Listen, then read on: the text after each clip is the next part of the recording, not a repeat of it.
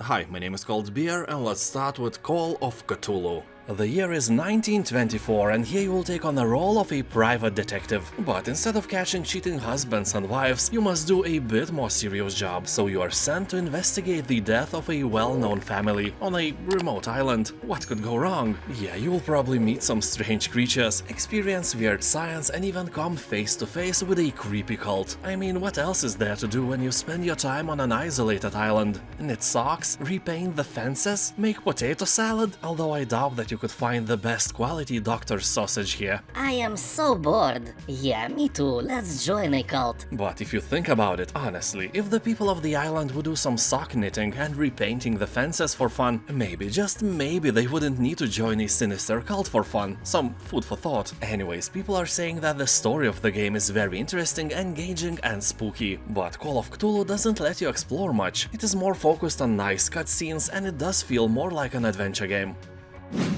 Against the Storm.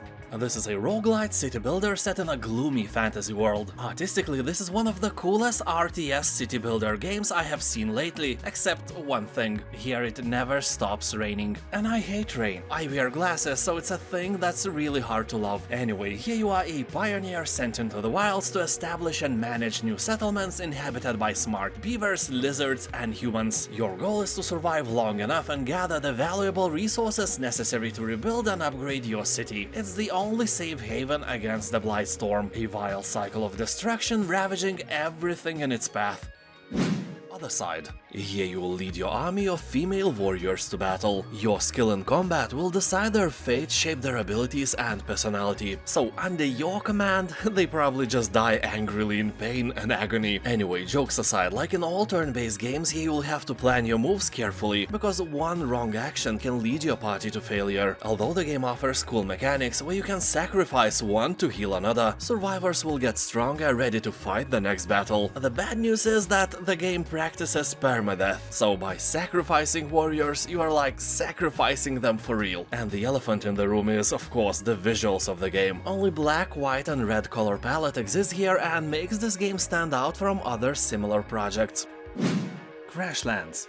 In this open-world survival crafting game, you are a galactic trucker whose latest shipment gets derailed, leaving you stranded on an alien planet. As you hustle to get back your packages, you'll become involved in a nefarious plot of world domination, which will require all of your wits to overcome. You'll learn recipes from the local sentient life, make new friends, uncover ancient secrets, and fight deadly bosses. You can also tame everything and build yourself a home away from home as you learn to thrive in this unforgiving world. People on Steam are saying that the game is entertaining with funny dialogue and challenging combat. Almost 90% of the reviews are positive.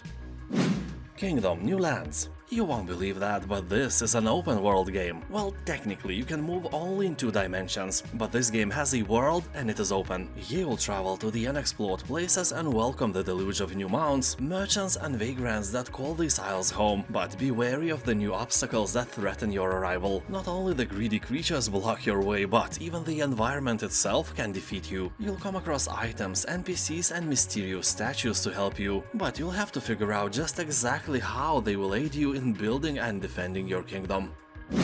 Maneater. Have you ever wanted to become a shark? To swim in the endless ocean until you get eaten by a bigger shark or a killer whale? Well, honestly, being a shark kinda sucks. I wish I was a jellyfish instead. No brain, no worries, no anxiety, only never-ending fun. Yeah, I'm sure jellyfishes feel like that every day. Anyway, Maneater will let you experience the ultimate power fantasy as the apex predator of the seas. Become a giant shark and eat someone. By the way, Maneater is a single-player open-world action RPG. Yeah, you heard right, it's an RPG game. I can only guess that you weren't expecting that. You will start as a small shark pup tasked with surviving the harsh world while eating your way up the ecosystem. To do this, you will explore a large and varied open world, encounter diverse enemies and prey, both human and wildlife. Find the right resources and you can grow and evolve far beyond what nature intended. It's a game after all. This is fortunate because you can get revenge on all those filthy fishermen. Star Renegades.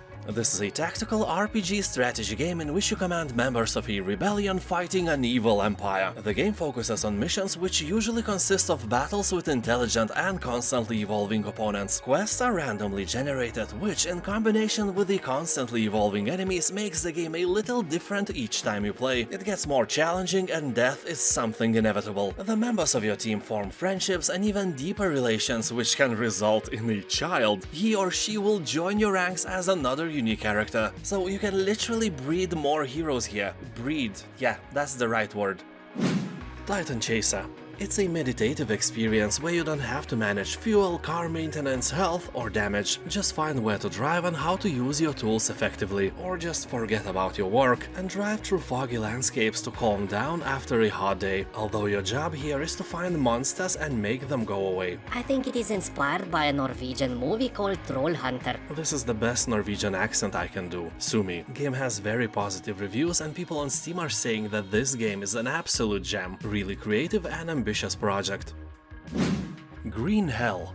Game feels like Wrath, The Forest and Far Cry Primal had a baby, and very positive reviews are saying to us that this baby is not ugly and you shouldn't give up it for adoption. This time. Here you are left alone in a jungle without any food or equipment, trying to survive and find your way out. Clinging to life, you have to go on a journey of durability, as the effects of solitude weigh heavy not only on your body but also on the mind. How long can you survive against the dangers of the unknown? Knowing you, probably not very long. You know, me as well, when I watch survival shows, especially the one called Alone, I'm always thinking that I would never give up and I would win the money no matter what, not like these other people. But the truth is, I would probably slip on some snail and die on the third day. Or, you know, I probably would be attacked and eaten by a bunch of these, which is a terrible fate. So here, constantly threatened by the jungle, you'll fight with both wild animals and tropical illnesses. You will also have to face the traps set by your own mind and fears that crawl out of the darkness of the endless jungle. Enjoy the game alone or with friends.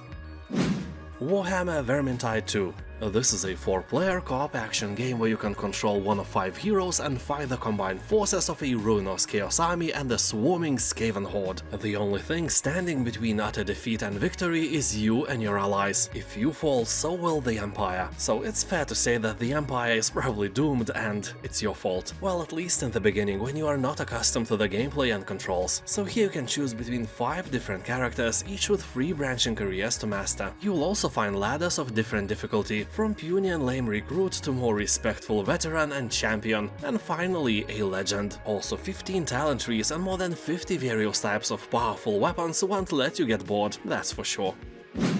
Untitled Goose Game. Ever wanted to be an evil goose? No? Well, you should, because you can be a menace to society, not only being human that you are. Here you'll make your way around town, setting up ranks, stealing hats, honking a lot, and generally ruining everyone's day. This is a nice and funny puzzle game. And also, if you ever feel alone, you can play co-op with your mother-in-law, and that's how there will be 2 evil geese. The more the merrier, right? If you love making people suffer, this game is definitely for you. Thank you for watching, have a nice day, and I'll see you next time. Bye!